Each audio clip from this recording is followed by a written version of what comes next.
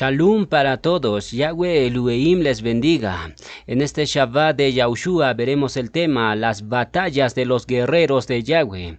Hoy les vamos a compartir 3 sueños que tuvo su servidor durante las Moedín otoñales. El primer sueño tiene que ver con una inscripción en la pared y los otros 2 sueños se los contaremos en detalle en la segunda parte.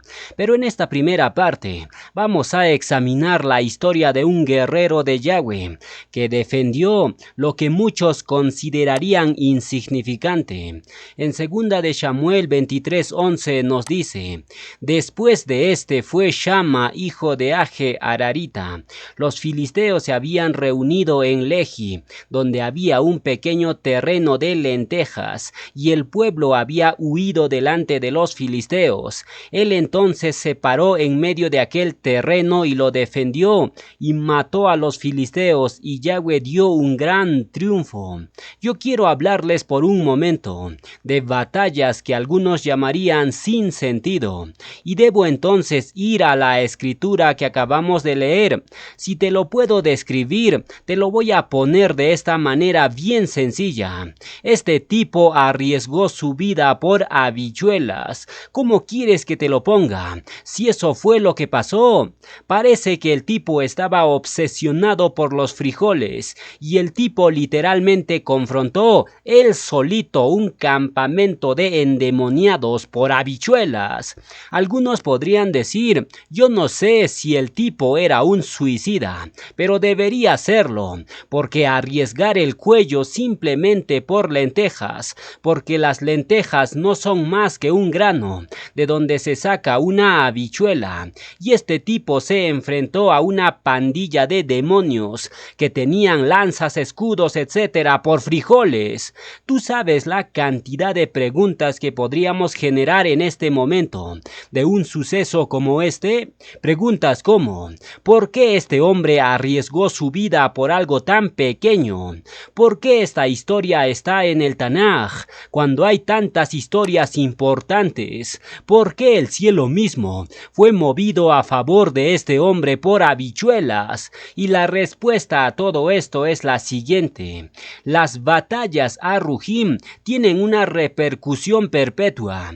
Más allá de lo que vemos, Yahweh Elohim está haciendo algo detrás de lo que nosotros batallamos, y va a haber momentos donde ustedes como creyentes van a estar peleando.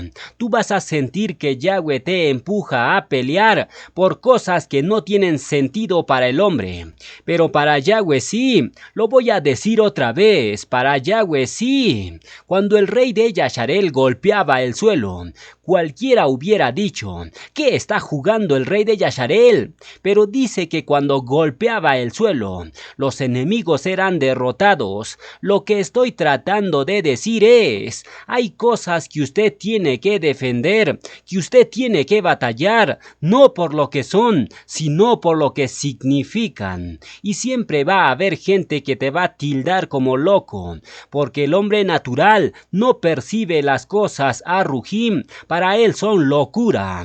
Hay cosas que usted no puede darse el lujo de perder. Hay batallas que usted no puede perder. Usted tiene que entrarle con todo al diablo. Y hasta que usted no obtenga el triunfo, usted no retrocede. Para la kabut de Yahweh Elohim, en 1 de Corintios 1:25 nos dice: porque lo insensato de Elohim es más sabio que los hombres, y lo débil de Elohim es más fuerte que los hombres. Parece una cosa medio extraña, ¿cierto? Porque insensato quiere decir incomprensible, absurdo, disparatado, tonto, irresponsable, que carece de sentido.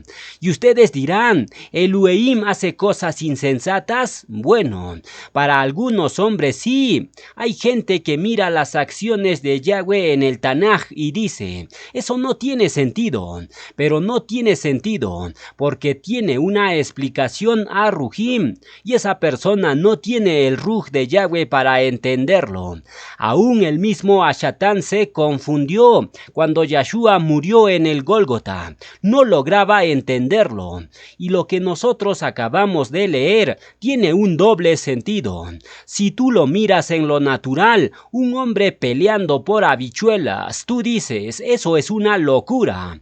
Pero si lo miras con el Ruj de Elohim, te das cuenta que hay un significado mucho más poderoso detrás de todo esto.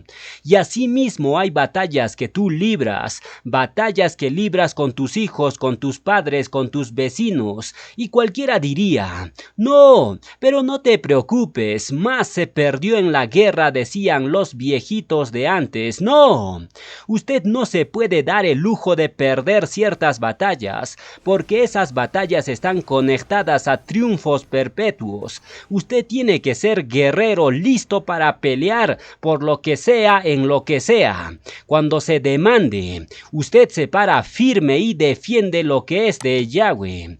Yo les voy a dar a ustedes 7 razones por las cuales este tipo arriesgó su vida por habichuelas. Y yo quiero que prestes mucha atención, porque yo te voy a retar a que tú comiences a ver las cosas pequeñas, los ataques y las batallas pequeñas, como cosas que tienen más sentido de lo que tú te imaginas. Hay cosas que acontecen en tu vida que tú lo tomas como tontería y no lo son, y usted no se puede dar el lujo de levantar una bandera blanca diciendo, esto es muy insignificante, no pelearé. No, es el principio que hay detrás, es la implicación, es el efecto dominó.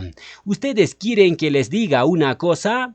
Este tipo estaba solo peleando por habichuelas, pero ¿por qué estaba solo? Si Yasharel es un ejército, porque todo el mundo dijo, no, ¿quién va a pelear por algo insignificante?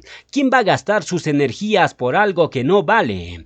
Pero este tipo tenía una revelación que muchos en el pueblo no tienen, y por eso yo voy a hablar de Shama en este día, y te voy a dar en este momento 7 razones por las cuales usted tiene que pelear por su habichuela.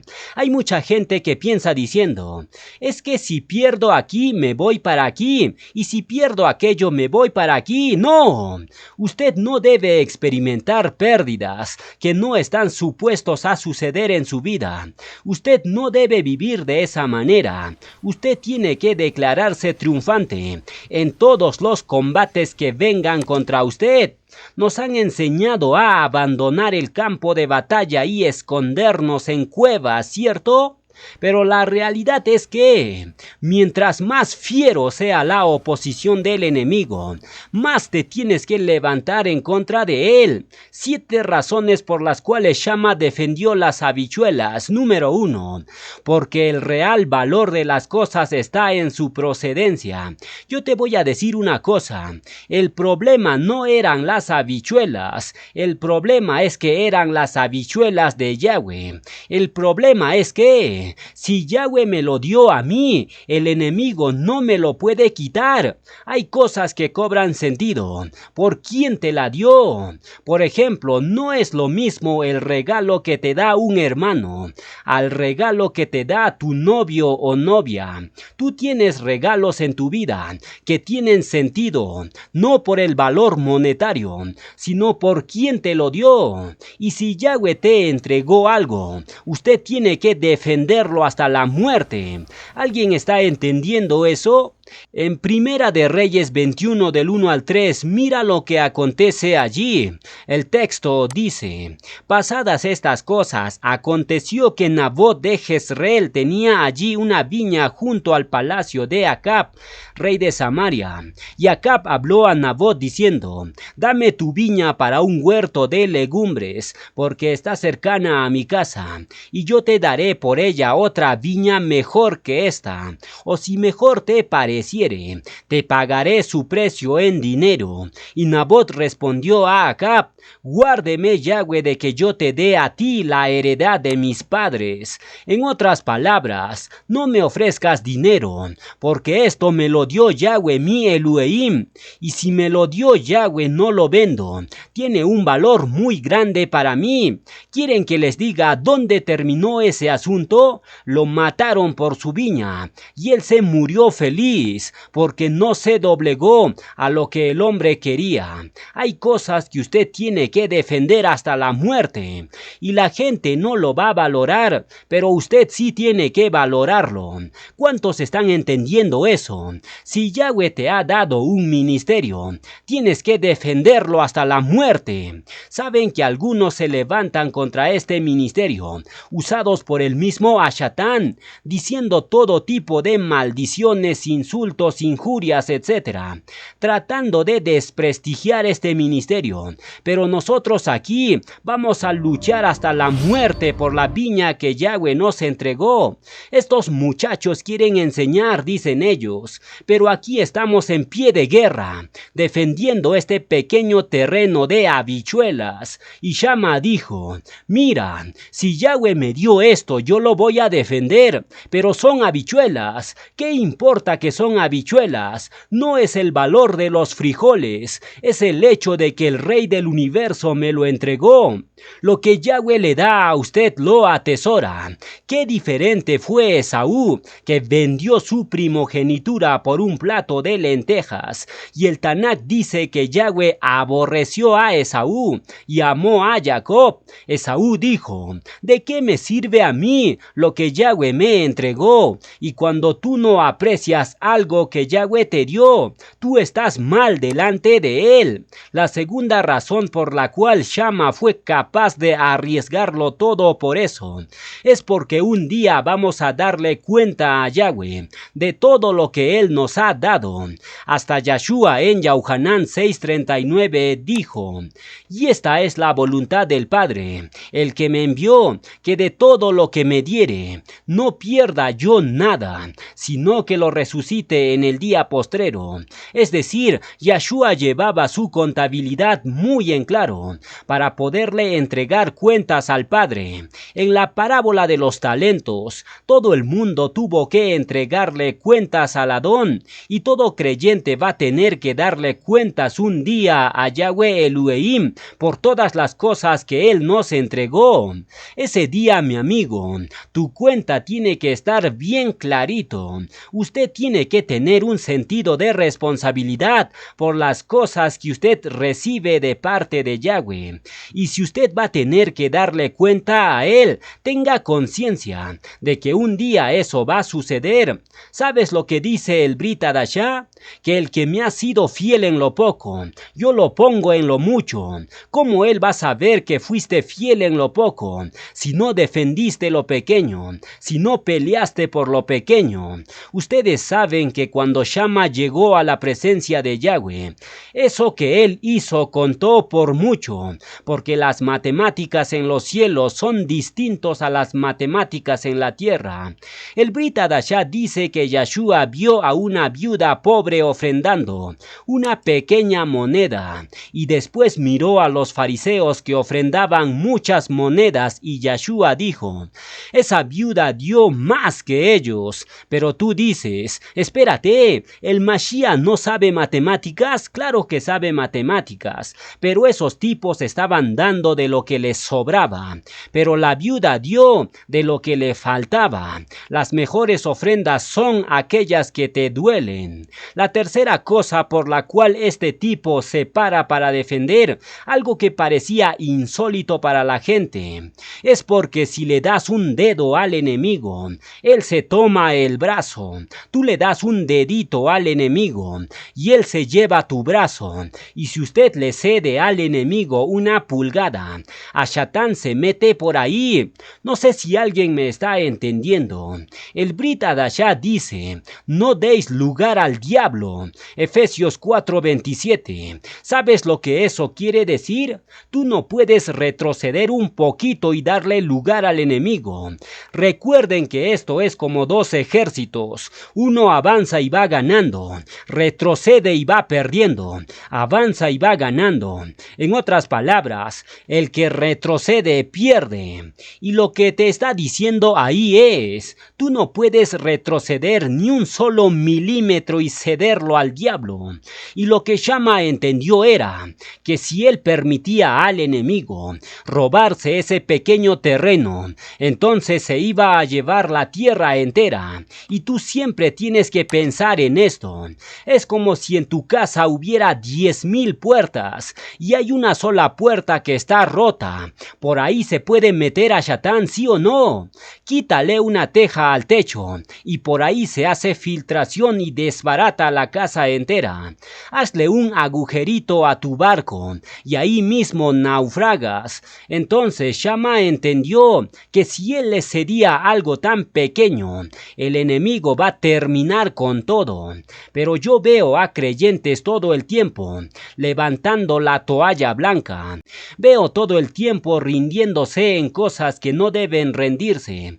Parece una tontería, pero usted pelea hasta que gane en lo que sea. Usted tiene que pelear en todo tiempo. No porque el hijo pródigo estaba perdido, el padre dijo, da igual, tenía 2, ahora tengo 1. Tampoco la mente del buen pastor era, yo tengo 99 ovejas y vamos a dejar esa. Pónganse a pensar, nunca se rindieron, aunque era muy mínimo lo que tenían que buscar. ¿Por qué? Porque usted no puede permitir que Ashatán gane. ¿Alguien entendió eso? En 2 de Corintios 11 dice, para que Ashatán no gane ventaja, no dejes que el enemigo te gane algo.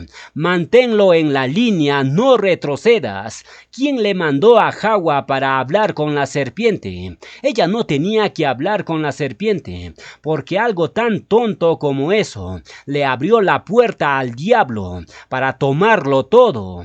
Lo tomó todo, a tal punto que Ashatán es el príncipe de este mundo. Entonces nosotros no podemos perder ninguna batalla, ni siquiera en los sueños. Tú tienes que darle un machetazo al diablo en todo reto que él te ponga. La cuarta razón por la cual Shammah se paró a defender un terreno de lentejas es porque tenemos una audiencia que nos está observando. Hay mucha gente que necesitamos inspirar. Siempre nosotros influenciamos a las personas, ya sea de forma positiva o negativa. Si usted no quiere influenciar a nadie, tránquese en una montaña donde nadie lo vea, porque mientras usted esté en medio de la gente, usted le va a servir de guía para lo malo o para lo bueno a los que vienen detrás. Y de repente Shammah sintió la responsabilidad de que toda la gente lo estaba mirando y de que él no podía ser un ejemplo de cobardía. Eso es muy importante que lo entiendas. Nosotros tenemos una audiencia. La gente nos está mirando. Somos el ejemplo de seguir de otros. Yahshua lo hizo todo como ejemplo para sus discípulos. Él mismo lo dijo, ejemplo os he dado. En Filipenses 1:12 mira lo que nos dice la palabra.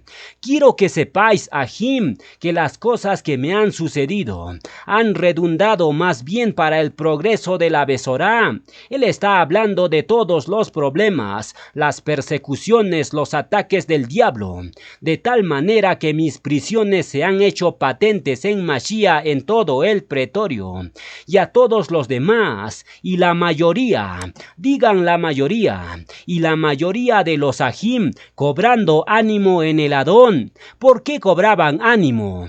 ¿Porque Shaulo estaba preso? No, era por la fortaleza que Shaulo exhibía, a pesar de estar encarcelado. Eso motivaba a los Ahim, y mira lo que dice más adelante. Y la mayoría de los Ahim, cobrando ánimo en el Adón con mis prisiones, se atreven mucho más, se atreven atreven mucho más, se atreven mucho más. La gente se va a inspirar para hacer más cuando te vea a ti firme, defendiendo lo que Yahweh te ha entregado. ¿Por qué el pueblo de Yahweh carece de guerreros hoy en día? Porque mucha gente no exhibe el ruj de un guerrero. Cobrando ánimo en el Adón con mis prisiones, se atreven mucho más a hablar la palabra sin temor. En otras palabras, mi acción en medio de la tribulación o el ataque del enemigo le quita el miedo a aquellos que me están mirando a mí. Entonces, ¿qué pasa? Usted como creyente es la inspiración de otros para que hagan más, y usted no puede ser un mal ejemplo. Usted pelea, así sea para darle un ejemplo a sus hijos biológicos o a Rujim.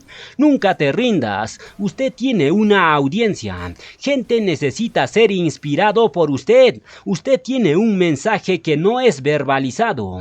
Las lámparas no hablan, las lámparas alumbran, y usted tiene que alumbrar con su vida.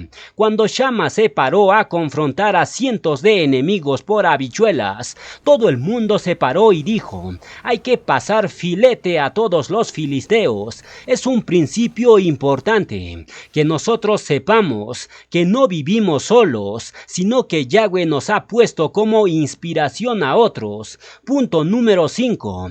¿Por qué Shama confrontó tantos enemigos solo por habichuelas? Porque él sabía que el cielo se mueve cuando tú no te dejas mover. Cuando usted se para firme, el cielo comienza a moverse. Cuando usted dice: yo no voy a retroceder, el cielo dice: ahora vamos a actuar en tu favor. Y esto fue lo que pasó en Daniel 3:17. Los 3 amigos de Daniel le dijeron al rey: he aquí nuestro Elohim a quien servimos puede librarnos del horno de fuego ardiendo, y de tu mano, oh rey, nos librará. Y si no, aquí viene la respuesta de los valientes: y si no, sepas, oh rey, que no serviremos a tus dioses, ni tampoco honraremos la estatua que has levantado.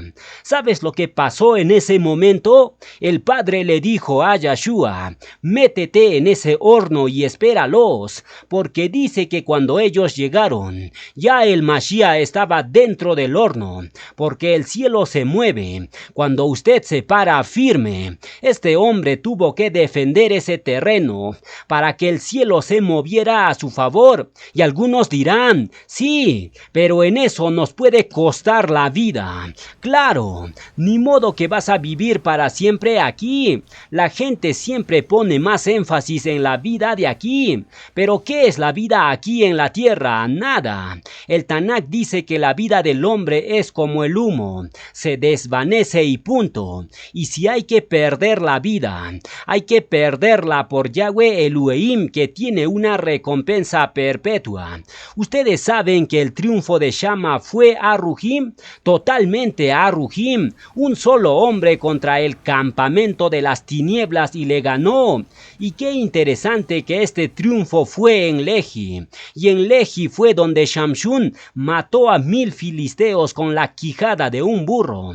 No cabe duda que Shama se inspiró en Shamshun, lo cual nos demuestra una y otra vez que donde quiera que hay gente que se para por Yahweh, Elohim se para por ellos. La sexta cosa por la cual Shama se paró a defender a habichuelas fue que donde otros huyen, los valientes se quedan. Y ustedes saben que le pusieron perpetuamente el título de valiente a ese hombre, y no se lo puso cualquiera, se lo puso Yahweh mismo.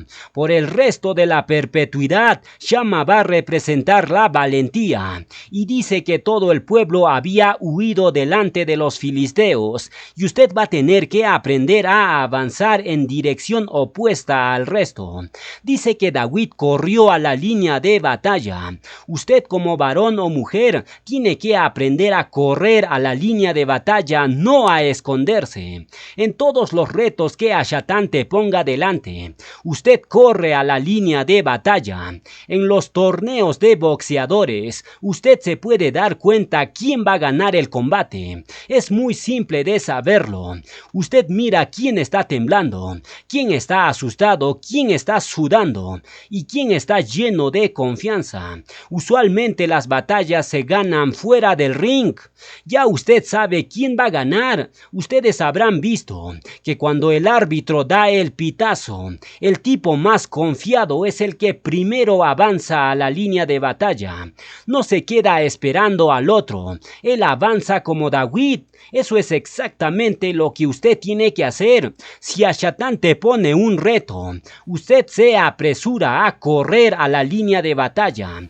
Usted no va a esperar que Ashatan venga. Usted va a ir a provocar al diablo. Eso se llama agresividad o violencia. Y solo los violentos entrarán en el reino de los cielos. Esos creyentes Barnis, Ashatan los tiene del pescuezo. Y termino con la séptima cosa.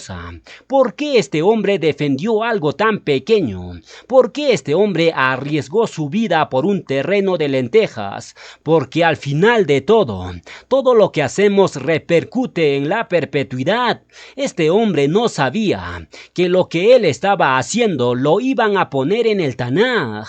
No estoy hablando de poner en la revista The Economist ni CNN. Estoy hablando en el Tanaj, la palabra de Yahweh. Cielo y tierra pasarán, pero su palabra no pasará jamás. Y hoy, miren la fecha de hoy. 3000 años después estamos hablando de este tipo, como si él estuviera aquí hoy, y por la perpetuidad va a ser así. Por ende, tú tienes que entender que las cosas que tú batallas en tu vida parecen pequeñas, pero tienen una repercusión perpetua. Como dije anteriormente, el rey de Yasharel golpeaba la saeta en el suelo. Parecía una tontería, pero estaba venciendo enemigos que iban a venir 20 años más adelante. La conexión a Rujim de nuestros actos es demasiado importante. Entonces este varón sintió en el corazón pelear por habichuelas y lo hizo, pero lo hizo inspirado por Yahweh. Y él tenía esta revelación: algo grande tiene que haber detrás de estas lentejas, que Yahweh me está moviendo a batallar por ellas. Ustedes saben que la gente murió pensando que este hombre era un suicida, pero hoy el Tanaj nos aclara que no era un suicida, era un auténtico guerrero de Yahweh. Zecarías 4:10 nos dice: porque los que menospreciaron el día de las pequeñeces se alegrarán. Hay gente que menosprecia lo pequeño, pero lo grande viene de lo pequeño, porque en el reino de los cielos todo es una evolución. Por eso Yahshua hablaba del grano de mostaza, por eso hablaba del grano de trigo, por eso el libro de Proverbios dice que la senda de los justos es como la aur de la aurora. Todo es evolución. ¿Ustedes quieren que les diga una de las frases más poderosas de este pasaje? Aquí viene: y Yahweh le dio un gran triunfo, es decir, desde el ángulo del cielo. Esto fue un gran triunfo, aunque la tierra dijera: pero son habichuelas. No, no son habichuelas. El enemigo entendió que había gente que era capaz de destruir sus líneas por cualquier cosa insignificante. Y tú tienes que entender que lo que Yahweh pone en tus manos, tú tienes que defenderlo hasta la muerte. Ahora les pregunto, ¿cuál es tu terreno de lentejas? ¿Cuál es tu heredad? ¿Qué es lo que tienes que defender? ¿Cuáles son las cosas pequeñas que no puedes perder? ¿Qué es lo que Ashatan está amenazándote con quitarte? Tal vez no has podido vencer al enemigo en tus sueños. No sé cuál es tu reto, pero el principio está bien claro. Si usted se deja ganar en esas cosas pequeñas, el enemigo va a ganar territorio, que luego te va a hacer tener grandes pérdidas. Termino con esto. David le dijo a Shaul: yo era pastor de las ovejas de mi padre, y cuando venía un león o un oso y se se llevaba una oveja, yo lo perseguía hasta quitarlo de sus garras. Y muchos dirán, ¿qué es una oveja? No es la oveja, es el principio. El buen pastor tenía 100 ovejas y se le perdió una y dijo, no se va a perder, porque en las cosas más pequeñas usted tiene que obtener el triunfo. Apresúrate a correr a la línea de batalla y declara la siguiente frase: todas las naciones me rodearon, mas en el nombre de Yahweh yo las destruiré. Me rodearon y me asediaron, mas en el nombre de Yahweh yo las destruiré. Exaltad a Yahweh porque Él es bueno, porque para siempre es su compasión.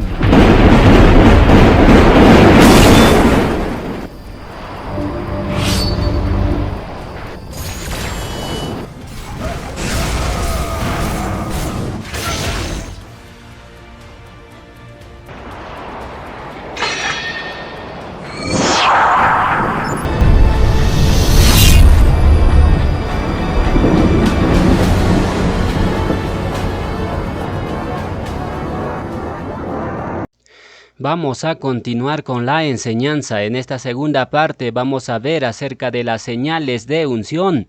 Primera de Crónicas 14 del 8 al 11 nos dice: oyendo los filisteos que David había sido ungido rey sobre todo Yasharel, subieron todos los filisteos en busca de David, y cuando David lo oyó salió contra ellos, y vinieron los filisteos y se extendieron por el valle de Refaín. Entonces David consultó a Elohim diciendo: subiré contra los filisteos, los entregarás en mi mano. Y Yahweh le dijo: sube, porque yo los entregaré en tus manos. Subieron pues a Baal Perasim, y allí los derrotó David. Dijo luego David: Elohim rompió mis enemigos por mi mano, como se rompen las aguas. Por esto llamaron el nombre de aquel lugar Baal Perasim. Yo les voy a dar a ustedes 4 golpes y luego me voy a ir corriendo. Esto va a ser una especie de asalto. La unción es lo que determina tu triunfo. La realidad es que Ashatán no habla español, no entiende inglés ni mucho menos francés. Lo único que Ashatán entiende es la autoridad en el Ruj de Yahweh Elohim, y es a través de ese Ruj que podemos someter las fuerzas del mal. La unción es lo que determina tu bendición, tu triunfo.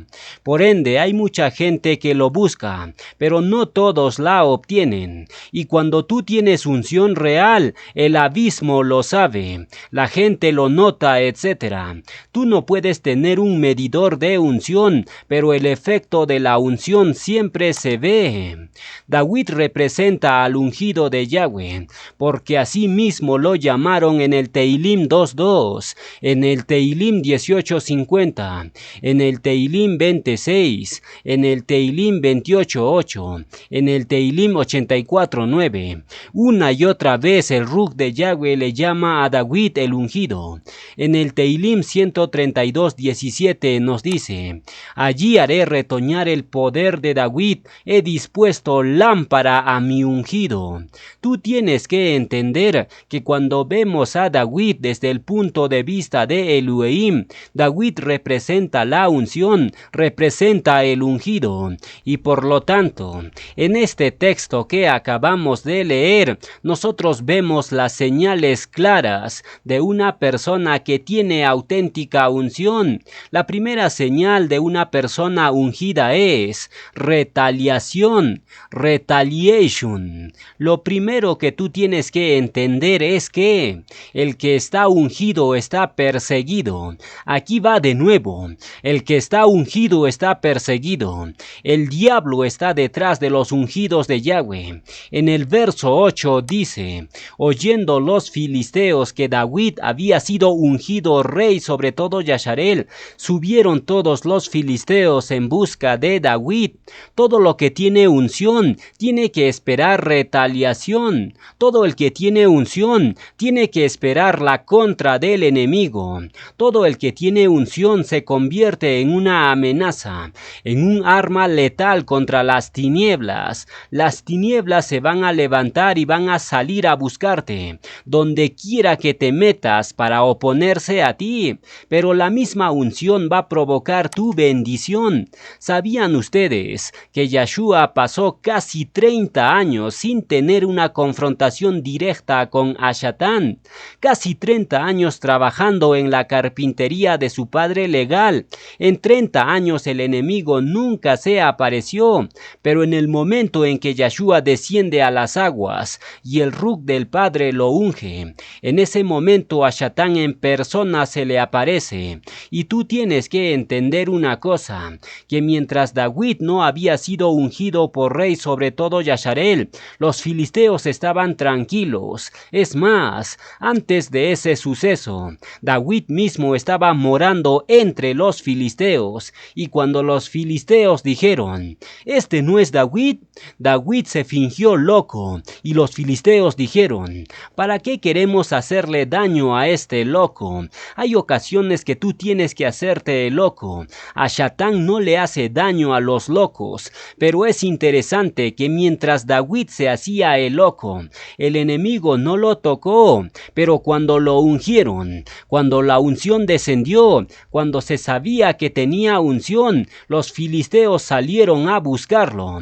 Óyeme bien lo que te voy a decir. Si tú no quieres guerra, tú no quieres unción, pero si tú quieres unción, vas a tener guerra. Los discípulos de Yeshua nunca estuvieron en la cárcel, nunca los golpearon, nunca los persiguieron, hasta después de Shavuot. Después de Shavuot, cuando fueron llenos del Ruj HaKodesh, el abismo entero andaba en pos de ellos. Por lo tanto, entiende de una vez y por todas, hubo un tiempo donde el enemigo te dejaba tranquilo, pero ahora te persigue por tu unción. Tú eres una amenaza, tú eres una declaración de guerra al enemigo cuando tienes unción, y los ataques van a venir, y los problemas van a venir, y la persecución va a venir, y todo lo que el enemigo pueda hacer para detenerte va a llegar como inundación de aguas. Pero tú sigue adelante creyéndole a Yahweh tu Elohim, caminando en el poder de Yeshua. Shaulo nunca tuvo un problema, a Shaulo nunca lo metieron preso, hasta que comenzó a servirle a Yahweh bajo el manto de la unción.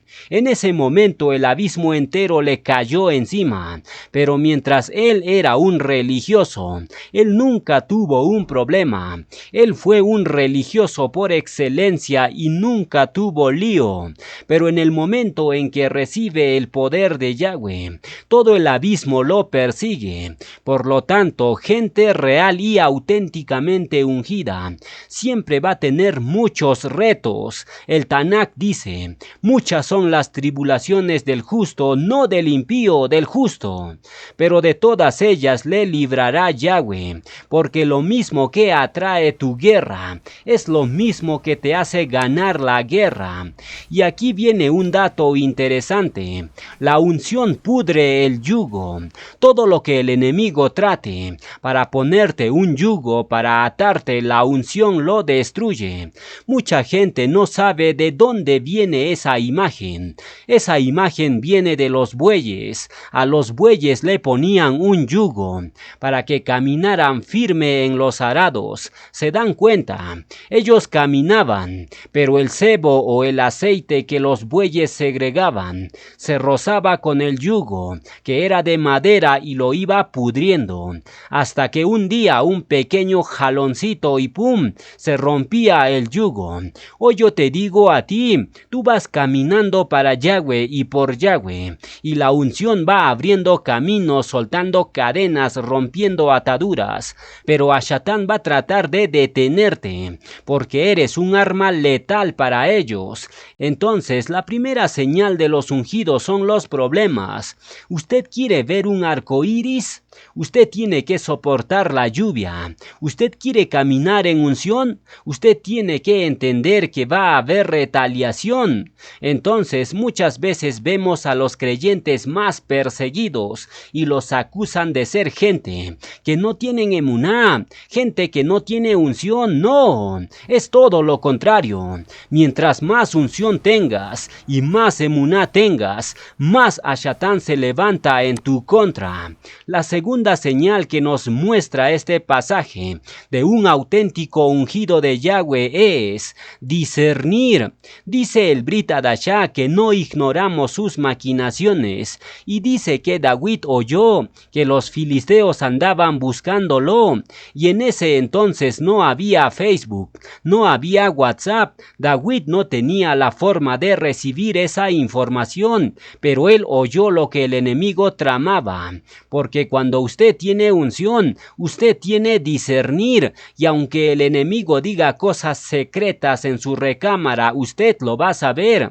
Dice el Tanaj que el rey de Siria planeaba algo contra el pueblo, pero el pueblo se movía a otro lugar, y el rey de Siria decía: aquí hay un traidor que está avisando mis planes a Yasharel. Y le dijeron: no, es que hay un profeta ungido de Yahweh allí, y todo lo que planeamos hacer, él ya lo sabe. Yo no sé si tú estás entendiendo esto, pero el que tiene unción tiene discernir.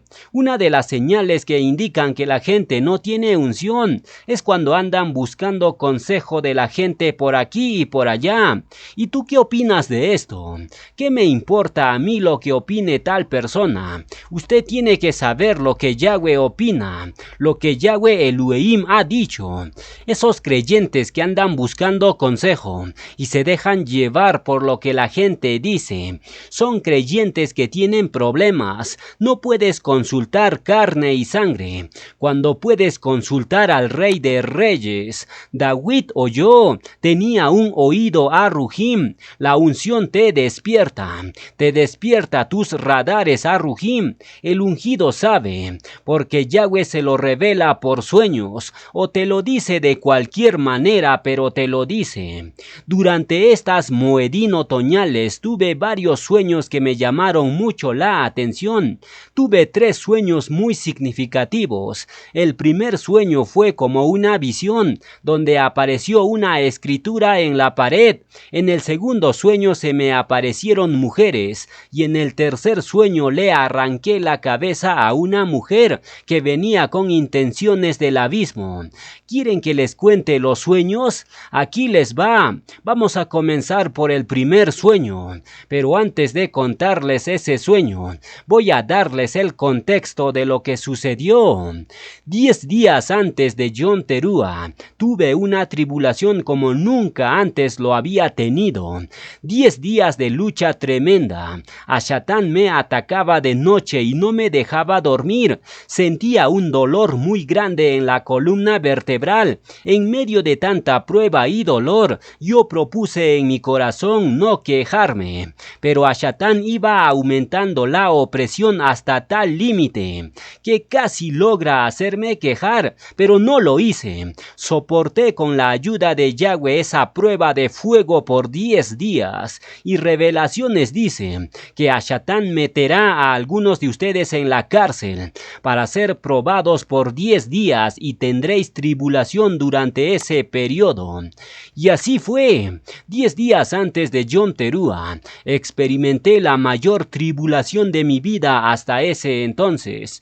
Pero en ese periodo de tribulación, Yahweh me envió un sueño de consuelo. Ese fue el primer sueño que les mencioné. Ese primer sueño fue antes de Yom Teruah, y aquí les va la descripción. Estaba yo con mi padre y con mi madre en un cerro con vista al lago, y de repente yo entro en una casa de adobe que estaba sin techo, no tenía tejado. Entro en la casa y me acuesto un rato en una piedra que estaba en forma de cama en esa casa, y después de un momento despierto. Y aquí viene lo interesante. Despierto y me levanto de esa piedra, y había un resplandor de luz o aur a mi alrededor. Toda la casa de adobe estaba repleto de esa aur brillante. Nunca antes había tenido un sueño como este. Caminaba en medio de esa casa sin techo, y todo ese resplandor estaba a mi alrededor, y de pronto yo miro en la pared de esa casa y veo escritos 5 letras bien grandes. Esas letras son HIPPEL. NK. Miro esas 5 letras una y otra vez para memorizarlo y se me quedaron bien grabados en la mente. Y cuando termino de leer varias veces esas 5 letras, comienzo a saltar y la gravedad ya no me afectaba. Saltaba y llegaba hasta el borde del muro de la casa sin ningún esfuerzo. Es como si estuviera volando y la gravedad ya no me afectaba. Salí de esa casa sin techo y fui donde mis padres y ahí termina el primer sueño. Desperté. Estaba muy emocionado cuando desperté porque nunca antes había tenido un sueño como ese. Fue tan claro el sueño como si lo hubiera vivido en la realidad, y ese sueño ocurrió durante esos 10 días de angustia terrible que estaba experimentando antes de Yom Teruah. Obviamente ese sueño Yahweh me envió para fortalecerme en medio de la tribulación, y con ese sueño en mente pude soportar esos 10 días de angustia sin quejarme. Terminó esos 10 días de prueba y llegó Yom Teruah y tuve alivio de toda esa opresión del diablo.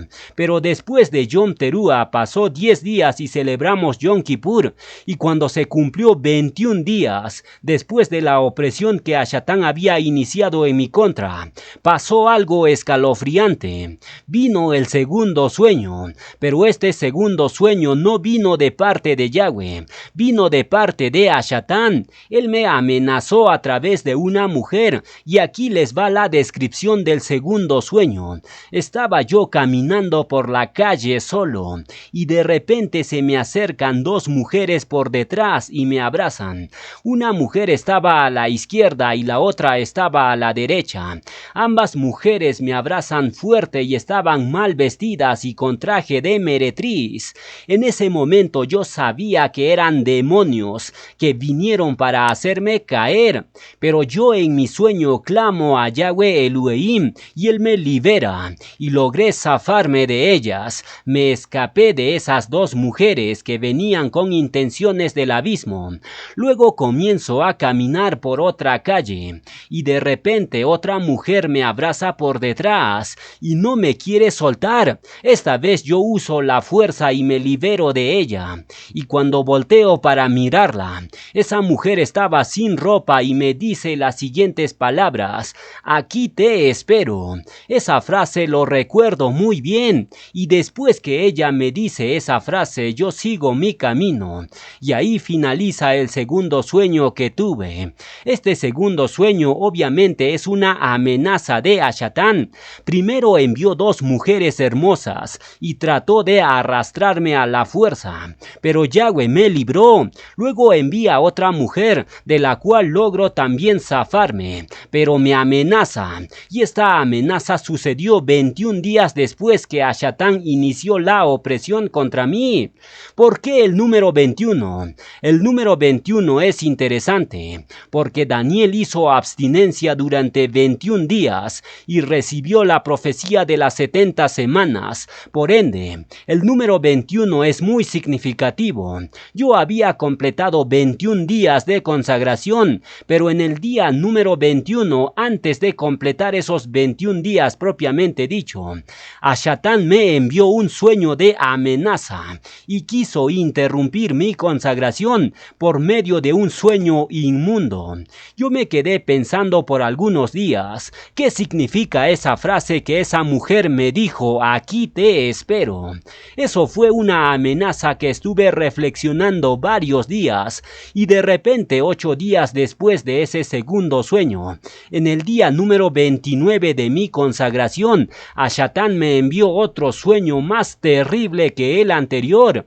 En este tercer sueño, yo estaba en una escuela y me estaban persiguiendo a muerte. Me querían matar a toda costa y yo estaba escapando. Y cuando llegué al último callejón para salir de la escuela, me estaba esperando una mujer. Yo sabía que esa mujer iba a intentar hacer lo mismo que las otras mujeres del sueño anterior. Yo sabía que la única forma de salir de ese lugar de persecución era confrontando a esa mujer. Y cuando llegué a donde ella, esa mujer intentó forzarme para tener relaciones con ella. Y cuando ella estaba haciendo eso, yo saqué un cordel de mi mano y lo puse en su cuello, y le arranqué la cabeza a la mujer, lo decapité, y rápidamente pude escapar de esa persecución en la escuela. Ahí termina el tercer sueño, y cuando desperté estuve muy feliz, y le agradecí a Yahweh por haberme librado. Hace tiempo que no había estado tan feliz, porque literalmente le corté la cabeza a un principado de Ashatán. Ustedes saben muy bien que Ashatán tiene un principado satánico llamado Jezabel, que usa la seducción para cortar cabezas a personas en autoridad. ¿Qué le dijo Jezabel a Elías? Mañana te voy a cortar la cabeza, y lo amenazó, ¿sí o no? Y en Revelaciones se menciona nuevamente a Jezabel. La pregunta es, ¿por qué Jezabel se menciona en Revelaciones? Si Jezabel fue muerto en Jezreel y los perros se lo comieron. Porque el nombre Jezabel es el nombre de un principado de Ashatán que usa la seducción sexual para cortar cabezas a personas en autoridad. Ashatán me amenazó en el segundo sueño por medio de una mujer meretriz diciendo, aquí te espero. Eso es una amenaza fuerte. Eso significa, aquí te espero para cortarte la cabeza por medio de una mujer. Pero Yahweh nos dio la potestad y le cortamos la cabeza al cortador de cabezas. Agarramos un cordel de medir y le arrancamos la cabeza al principado de Jezabel. ¿Cuántos de ustedes saben que el principado de Jezabel es uno de los principados que tienen más poder? ¿Por qué? Porque ellos usan la tentación sexual para cortar cabezas a autoridades. La tentación sexual es difícil de superar porque precisamente produce placer, por eso es difícil. Pero en el tercer sueño, en el mismo acto que Ashatán quería usar para derribarme, en ese mismo acto le cortamos la cabeza a su principado de Jezabel. Toda la kabut para Yahweh Elohim. Hasta este punto pude entender un poco el significado del primer sueño que tuve. En el primer sueño Yahweh me mostró 5 letras que estaban escritos en la pared. ¿Qué significan esas 5 letras? Vamos a examinarlo. Las 5 letras que vi en mi primer sueño son HIPNK. Esas letras están en español, pero corresponden a la transliteración de una palabra hebrea. Vamos a usar la ingeniería inversa y vamos a encontrar las letras hebreas de donde proceden. La letra H es la transliteración de la letra hebrea Het. La letra I es la transliteración de la letra hebrea Yod. La letra P es la transliteración de la letra hebrea Pei. La letra N es la transliteración de la letra hebrea Nun. Y finalmente la letra K es la transliteración de la letra hebrea Kaf. ¿Qué dice ahí leído de derecha a izquierda? El siguiente verso tiene la respuesta. Tehilim 91:4 nos dice, con sus plumas te cubrirá y debajo de sus alas estarás seguro. Escudo y adarga es su verdad. ¿Cómo se dice ala en hebreo? Se dice kanaf, que también significa vuelo, volar. Y precisamente en mi sueño yo estaba volando. Saltaba y la gravedad ya no me afectaba. Entonces las primeras 3 letras que vi en mi sueño dicen kanaf. Y si le agregamos la letra Yod a kanaf, ¿qué diría? Diría kanafi. La letra Yod, cuando se usa como sufijo, indica posesión en primera persona. Por ejemplo, si tú quisieras decir mi ala, en hebreo, ¿cómo tendrías que decirlo? Tendrías que decirlo kanafi. Por ende, esas 4 primeras letras que vi en mi sueño dice kanafi, que significan mis alas. Y la 5ª letra de mi sueño es la letra Het, que significa muro. Por tanto, la transcripción de mi sueño dice, mis alas más un muro al final. ¿Qué significa eso? Dentro de de un momento lo vamos a ver, pero antes vamos a examinar estas 5 letras desde el punto de vista numérico. La letra Kaf tiene un valor numérico de 20, la letra Nun tiene un valor numérico de 50, la letra Pei tiene un valor numérico de 80, la letra Yod tiene un valor numérico de 10 y finalmente la letra Het tiene un valor numérico de 8. Sumando esos datos numéricos, tenemos que las 5 letras que vi en mi sueño suman 168. Si sumamos las cifras del número 168 tenemos 15 y el número 15 corresponde al valor numérico del nombre poético del creador Yah. La forma Yah aparece bastante en los Teilim. Todo lo que respira exalte a Yah. Aleluya. El nombre del creador tiene un valor numérico de 26, pero las 2 primeras letras del nombre del creador suman 15. Y aquí vemos que las 5 letras que vi en mi sueño se reducen a 15, lo cual significa que el sueño que tuve está sellado con el nombre del creador. Y aquí viene otro dato interesante. La revelación del sueño fue durante la semana número 26 del año. El número 26 ya saben que corresponde al valor numérico del nombre de Yahweh y 26 letras tiene mi nombre completo, David Justiniano Quispe Apasa, lo cual es una confirmación que este sueño viene de Yahweh. Ahora bien, ¿por qué Yahweh me envió específicamente 5 letras en mi sueño? ¿Por qué no fueron 6 o 7 letras? Porque el número 5 significa revelación en hebreo. El número 5 hace referencia a la letra hebrea Ei, que tiene una pictografía de un hombre con las manos alzadas. Esa pictografía representa al hijo Yahshua, quien recibió 5 perforaciones en el madero para revelar al Padre. 2 perforaciones en sus manos, 2 perforaciones en sus pies y una perforación en su costado. Ahí están las 5 perforaciones que Yahshua tuvo en su cuerpo para revelar al Padre Yahweh. ¿Qué decía en el letrero que le pusieron en su cabeza? Yahshua Anotzri Wemelech Ayaudin. Las iniciales de esa inscripción revelan el nombre del Padre Yahweh. Y para que el Padre pudiera dar esa revelación, Yahshua fue traspasado en 5 lugares de su cuerpo. Por ende, el número 5 asociado a la letra Ei significa revelación. Y curiosamente Yahweh me reveló estas 5 letras de mi sueño, faltando 5 semanas exactas para el eclipse del 14 de octubre del 2023. Fíjense que mi sueño fue el sábado 9 de septiembre del 2023 y el eclipse anular ocurrió el sábado 14 de octubre. Pasaron exactamente 5 semanas exactas. El número 5 se repite varias veces y curiosamente yo nací el 5 de septiembre del año 1992. ¿Y qué día romano cayó ese día? Cayó un día sábado romano y el sueño que tuve fue un sábado romano. Fue el mismo día. ¿Qué significa eso? Que la mano de Yahweh está en medio de todo este asunto.